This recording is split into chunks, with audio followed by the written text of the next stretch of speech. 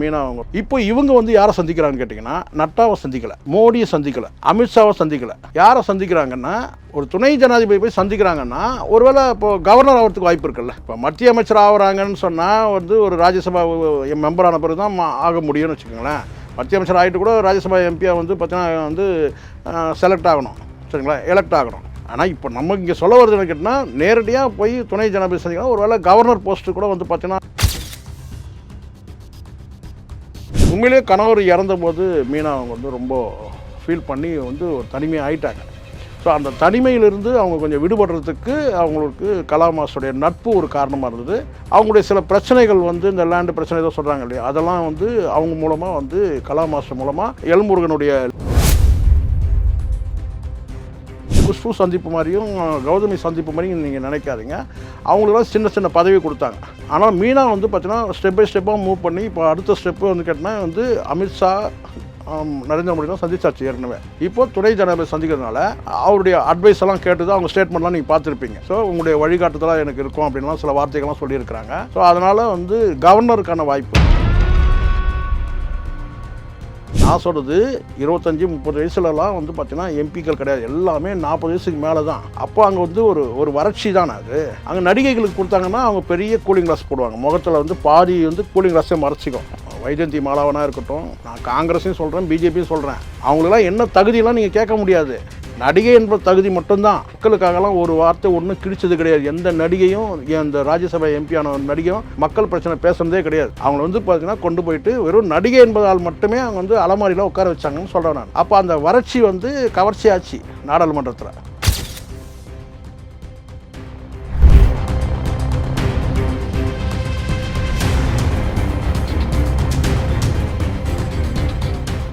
Real one நேயர்களுக்கு வணக்கம். இன்று நம்மளுடைய நேர்காணலுக்கு பிரபல யூடியூபரான திரு ஷேகுவாரா அவர்கள் நினைச்சிருக்காங்க. சார் வணக்கம். வணக்கம் தமிழ், வணக்கம். என்ன ஒரே சிரிப்பாக ஒரே மகிழ்ச்சியோடு இருக்கீங்களா? ஒரு மகிழ்ச்சியான செய்தி தான். மீனா சமீபத்தில் வந்து சில சர்ச்சைகளில் வந்து சிக்கினாங்க. தற்பொழுது வந்து அவங்க சர்ச்சையில் சிக்கினா உங்களுக்கு சிரிப்பு வருமா? ஆக போகிற ஒரு விஷயம், அதுதான் ஒரு மகிழ்ச்சி. சர்ச்சை ஆக போதா? புதுசாக ஒரு விஷயம். சரி, ஓகே. தற்பொழுது வந்து டெல்லியில் வந்து முகாமிட்டிருப்பதாகவும் விரைவில் வந்து மத்திய இணையமைச்சர் பதவிக்கு வந்து போக போகிறதா தகவல்லாம் வந்து கிடைச்சிருக்கு. அது ஒரு மகிழ்ச்சியான செய்தி தானே? இல்லை, ஏன் உங்களுக்கு அப்படி ஒரு சின்ன பார்வை இருக்குது? மத்திய அமைச்சர் ஏன் கவர்னர் ஆகக்கூடாதா?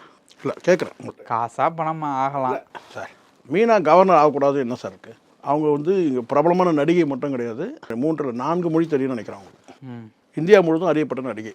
ஒரே ஒரு பாடலுக்காக KS ரவிக்குமார் வந்து ஆஸ்திரேலியாவுக்கு எங்கேயோ கூட்டம் போனாங்க. அந்த அவ்வை சண்முகி படத்துக்கு ஒரு பாட்டு இருக்குல்ல, காதலா காதல் காதலா, ஒரே ஒரு பாட்டு மட்டும் தான் சொல்லி மீதெல்லாம் இங்கே தான் எடுத்தாங்க. அந்த ஒரே ஒரு பாட்டுக்காக ஆஸ்திரேலியா. அப்போ அப்படிப்பட்ட ஒரு திறமையான நடிகை.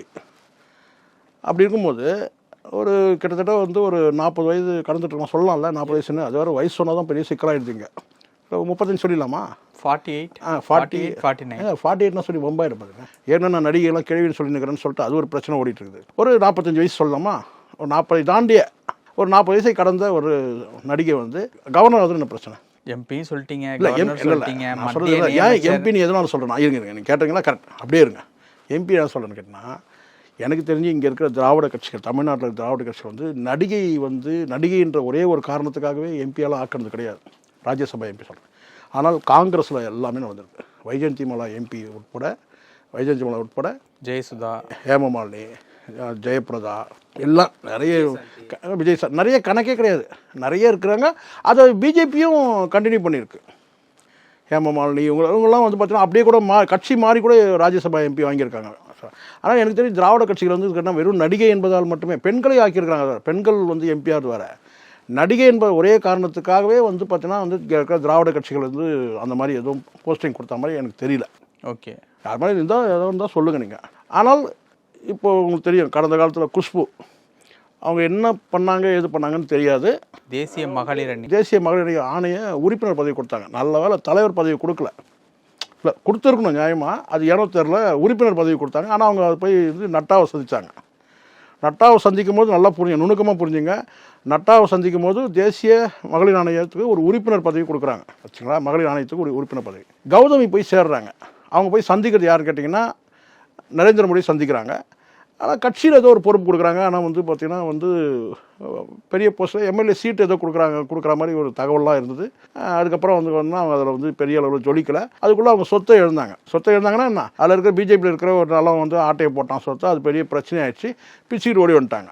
இது 2 நடந்தது, 2 நடிகைகளுக்கு நடந்தது சொல்கிறேன். இப்போ இவங்க வந்து யாரை சந்திக்கிறாங்கன்னு கேட்டிங்கன்னா, நட்டாவை சந்திக்கலை, மோடியை சந்திக்கலை, அமித்ஷாவை சந்திக்கலை. யாரை சந்திக்கிறாங்கன்னா துணை ஜனாதிபதியை சந்திக்கிறாங்க. அப்போ ரஜினி சொன்னது ஒரு விதத்தில் கனெக்ட் ஆகுது. ரஜினி சொன்னது வேறு, அது நம்ம அப்புறம் போகிறோம். ஒரு துணை ஜனாதிபதி போய் சந்திக்கிறாங்கன்னா ஒருவேளை இப்போது கவர்னர் ஆகிறதுக்கு வாய்ப்பு இருக்குல்ல. இப்போ மத்திய அமைச்சர் ஆகிறாங்கன்னு சொன்னால் வந்து ஒரு ராஜ்யசபா மெம்பர் ஆன பிறகு தான் ஆக முடியும்னு வச்சுக்கோங்களேன். மத்திய அமைச்சர் ஆகிட்டு கூட ராஜ்யசபா எம்பியாக வந்து பார்த்தீங்கன்னா வந்து செலக்ட் ஆகணும், சரிங்களா, எலெக்ட் ஆகணும். ஆனால் இப்போ நம்ம இங்கே சொல்ல வருதுன்னு கேட்டால் நேரடியாக போய் துணை ஜனாதிபதி சந்திக்கணும். ஒரு வேளை கவர்னர் போஸ்ட்டு கூட வந்து பார்த்தீங்கன்னா இது எதுவுமே தேவையில்லை. கவர்னர் போஸ்ட்டு இப்போ கவர்னர் போஸ்ட்லாம் எப்படின்னு கேட்டிங்கன்னா, நீங்கள் சரஸ்வதி சபதம்னு ஒரு படம் வந்து பார்த்தீங்களா நீங்கள்? அதில் வந்து பார்த்தீங்கன்னா ராஜா செத்து போயிடுவார். அடுத்தது வந்து ராஜா யாருன்னு தெரியாது. அப்போ என்ன சொல்லணும்னு கேட்டால் வந்து பட்டத்து யானைக்கிட்ட வந்து பார்த்தீங்கன்னா மாலையை கொடுத்து, அது யார் வந்து பார்த்தீங்கன்னா தூக்கி வீசுதோ, அது யார் கழுத்தில் போய் விழுதோ அந்த மாலை, அவங்க தான் அந்த நாட்டுக்கு ராஜாவாயிடுவாங்க. அப்போ கேர் விஜயா பிச்சை எடுத்துனே வருவாங்க. அப்போ அந்த யானை என்ன செய்யணும்னு கேட்டால் அந்த மாலையை போடணும்னு கேட்டால் உடனே அவங்க வந்து ராணி ஆகிடுவாங்க. யார்? கேஆர் விஜயா. பிச்சை எடுத்து இருக்கிற கேஆர் விஜயா வந்து மகாராணி ஆகிடுவாங்க நாட்டுக்கு. அந்த மாதிரி கவர்னர் பதவி இங்கே தமிழ்நாட்டில் இந்தியாவில் அப்படி தான் இருக்குது. பல மாவட்டங்களில் எப்படி யார் எந்த மூலையிலேருந்து எங்கே என்ன அவங்களுக்கு தகுதி இருக்கா இல்லையா அப்படிலாம் கூட பார்க்காம திடீர்னு வந்து கவர்னர் பதவி கொடுத்துட்றாங்க. அப்படி பல மாநிலங்களில் கவர்னர்லாம் இருந்துட்டு போயிருக்காங்க. நம்ம மீனாவை அப்படி சொல்ல முடியாது. மீனா வந்து ஒரு திறமையான நடிகை, அழகான நடிகை, அது ஒத்துப்பீங்கள, அழகான நடிகை. அதை கடந்து வந்து கேட்டால் வந்து ஒரு 4 மொழி 5 மொழி தெரியும் அவங்களுக்கு. அதனால் வந்து ஒரு கவர்னர் பதவிக்காக கூட அவங்க வந்து போய் சந்திச்சிருக்கலாம் துணை ஜனாதிபதியை. அது காலப்போக்கில் தெரிய வரும். கடந்த காலத்தில் வந்து லேண்டு பிரச்சனை அவங்களுக்கும் இருந்தது. யாருக்கு? மீனாவுக்கும் லேண்டு பிரச்சனை இருந்ததாக சொல்லப்பட்டது. அது வந்து அப்போ தான் உங்களுக்கு தெரியும், வந்து எல்முருகன் அவர்களை போய் சந்தித்ததுக்கு கூட காரணம் வந்தது அந்த லேண்டு பிரச்சனைக்காக தான் சந்தித்தாங்க. ஆனால் இங்கே வந்து சோஷியல் மீடியாவில் வேறு மாதிரியெல்லாம் சில கருத்துக்கள்லாம் வந்து பேசுனாங்க. நாம தான் வந்து கரெக்டாக சொன்னான்னு கேட்டால் அவங்க லேண்டு பிரச்சனை, சொத்து பிரச்சனைக்காக லேண்டு ஏதோ ப்ராப்ளம் இருக்கிறதுனால அவங்க வந்து எல்முருகனுடைய உதவியை நாடி இருக்கிறாங்க. அப்போ தான் உங்களுக்கு தெரியும், இந்த பொங்கல் விழாவில் கூட வந்து பார்த்திங்கன்னா பிரதமர் நரேந்திர மோடி கலந்துக்கிட்டால் அந்த கூட்டத்தில் கூட மீனா கலந்துக்கிட்டாங்க. அப்போட சில பேர் வந்து புரோட்டோக்கால் கேட்டாங்க, என்ன புரோட்டோக்கால் அவங்க வந்து கலந்துக்கிட்டாங்கன்னு சொல்லிட்டு. ஆனால் வந்து மீனா மட்டும் புரோட்டோக்கால் கேட்டாங்க. ஆனால் அங்கே கலா மாஸ்டர் ஒருத்தர் இருந்தாங்கல்ல, டான்ஸ் மாஸ்டர், அவங்கள எதுவும் கேட்கவே இல்லை. ஸோ அது மாதிரி அதனால் எதுக்காக ஒரு உதாரணத்தை தான் நான் சொல்லேன். இப்படியெல்லாம் அவங்க சந்தித்தாங்க. ஆனால் இந்த சந்திப்பு வந்து கேட்டிங்கன்னா இது அடுத்த நிலை சந்திப்பு. மோடியை சந்திக்கலை, அமித்ஷாவை சந்திக்கலை, வேறு மத்திய அமைச்சர் யாரையும் சந்திக்கவே இல்லை. நட்டாவை கூட சந்திக்கலை. நட்டாவை சந்திச்சா கூட நீங்கள் சொல்லலாம்னு கேட்டால் கட்சியில் ஏதோ பொறுப்பு வாங்க போகிறாங்கன்னு சொல்லிட்டு. இது அதையெல்லாம் கடந்ததுன்னு சொல்கிறேன். அதனால தான் நுணுக்கமாக பாருங்கள், இது அதை விட கடந்தது. துணை ஜனாதிபதியை சந்தித்து வந்து பார்த்திங்கன்னா வந்து வந்திருக்கிறாங்கன்னா கவர்னர் ஆகிறதுக்கான வாய்ப்பு கூட இருந்திருக்கலாம். கூப்பிட்டு கூட வந்து ஒரு என்ன சொல்ல, ஒரு ரெக்ரூட்மெண்ட்டுக்காக கூப்பிடுவாங்களே, எப்படி இவங்களுக்கு என்ன தகுதி இருக்கு, அந்த மாதிரி ஒரு அறிமுக கூட்டமாக கூட இருக்கலாம்னு நான் நினைக்கிறேன்.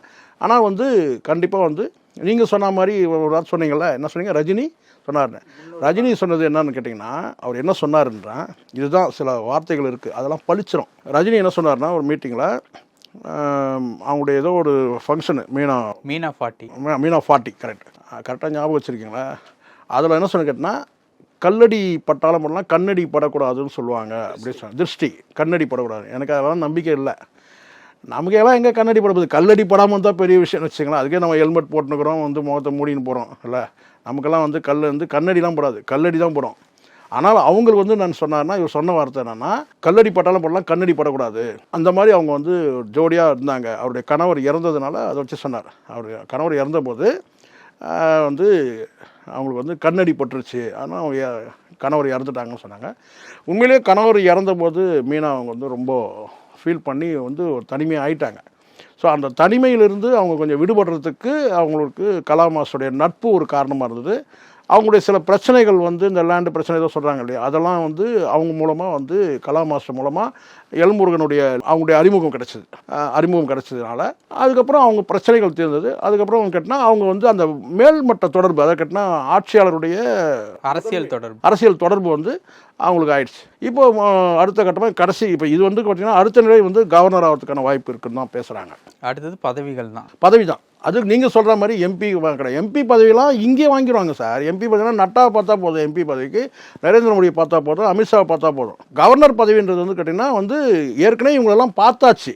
எப்படி இப்போ தமிழிசை வந்து உங்களுக்கு தெரியும், தமிழிசை வந்து ஏற்கனவே வந்து கட்சியில் ஒரு பொறுப்பில் இருக்கிறாங்க, நிறைய கஷ்டங்களை அனுபவிச்சாங்க கட்சியில், அவங்களுக்கு நிறைய வந்து பாடி ஷேமிங்லாம் பண்ணாங்க. அது வந்து மேலிடத்துக்கு தகவலாக போச்சு. ரொம்பவும் மோசமாக வந்து அவங்கள விமர்சனம் பண்ணாங்க.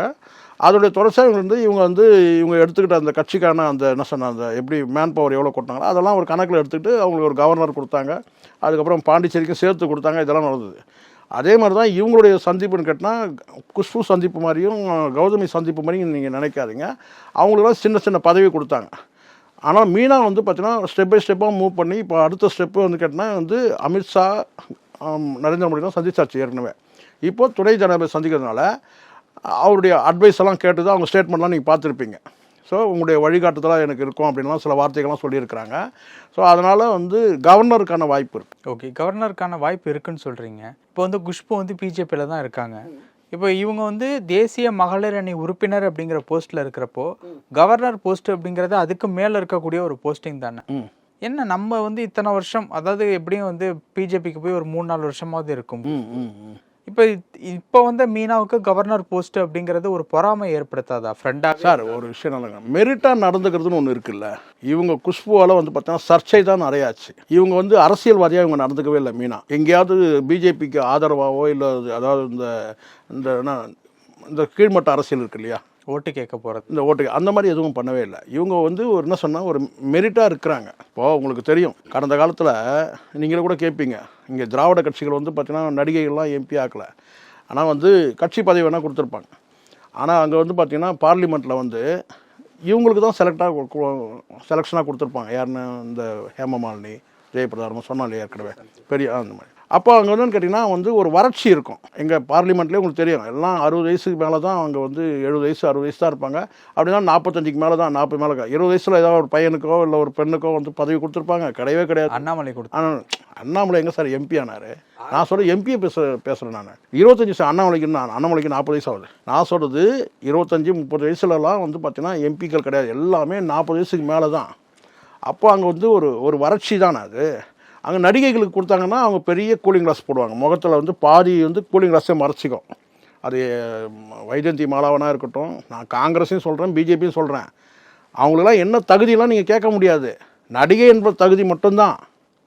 பெரிய முகத்தையே மறைக்கிற மாதிரி கூலிங் கிளாஸை போட்டுன்னு அங்கே போய் வந்து ஒரு அழகு இந்த அலமாரிலாம் பொம்மைங்களை வைப்பாங்கள்ல, இந்த நவராத்திரி கொள்ளுலாம் பார்த்துக்கிங்களா, அது மாதிரி அலமாரியில் போய் உட்காந்துப்பாங்க. அவங்க மக்களுக்காகலாம் ஒரு வார்த்தை ஒன்றும் கிழிச்சது கிடையாது. எந்த நடிகையும், இந்த ராஜ்யசபா எம்பியான நடிகையும் மக்கள் பிரச்சனை பேசுனதே கிடையாது. இளையராஜாலாம் சேர்த்து தான் சொல்கிறீங்க. இளையராஜா வந்து இப்போ சேர்க்காதீங்க சார். இப்போ நான் எவ்வளோ நடிகை இல்லை, அவரும் எம்பி தான், ராஜ்யசபா பற்றி பேசினேன். நடிகைகள் சொல்கிறேன், இளையராஜா வந்து ஒரு ஜீனி இசை மேதை அவர், சரிங்களா, இசை கடவுள். கரெக்டாக சொல்லிட்டேன்னா இசை கடவுள். அதுக்கு மேலே எதனா இருக்கா? கடவுளுக்கு மேலே ராகதேவனா கம்மி சார், இசை கடவுள் அவர். ஸோ அவரை வந்து இதில் சொல்லாது. நான் சொல்கிறது நடிகைகளை சொல்கிறேன். அவங்கள வந்து பார்த்தீங்கன்னா கொண்டு போயிட்டு வெறும் நடிகை என்பதால் மட்டுமே அவங்க வந்து அலமாரியில் உட்கார வச்சாங்கன்னு சொல்கிறேன் நான்.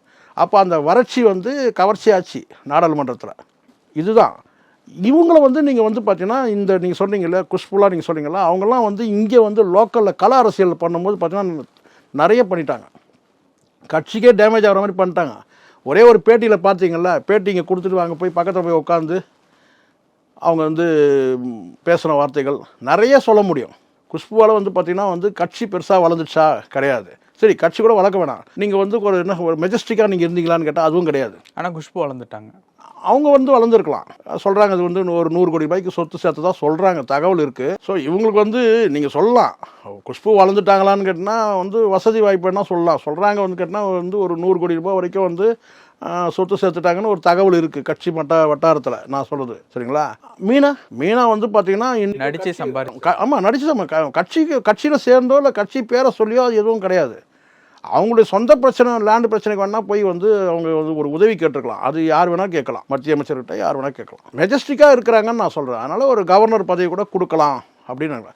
எம்பி பதவியோ அல்லது வந்து நீங்கள் சொன்ன மாதிரி இந்த மெம்பர்கள் போஸ்ட்லாம் வந்து பார்த்திங்கன்னா அவங்க வந்து அமித்ஷாவையும் இவரையும் நரேந்திர மோடி சந்தித்தாலே போதும், அந்த பதவி கொடுத்துருவாங்க. நரேந்திர மோடியை சந்திக்க தேவையில்லை, நீங்கள் நட்டாவை செஞ்சாலே வந்து உங்களுக்கு அந்த பதவியெல்லாம் கிடச்சிடும். அதெல்லாம் லோ லெவல் போஸ்ட் தானே சார். அதெல்லாம் துணை ஜனாதிபதி போய் சந்திக்கிறாங்கன்னா அவங்க வந்து கவர்னர் போஸ்ட்டுக்காக இருக்கலாம் ஒரு வேலை. உங்கள் சந்தேகம் தெரிஞ்சிச்சிங்களா? ரைட்டு. பல விஷயங்கள் பகிர்ந்துட்டீங்க. நேரத்துக்கு ரொம்ப நன்றி. நன்றி சார்.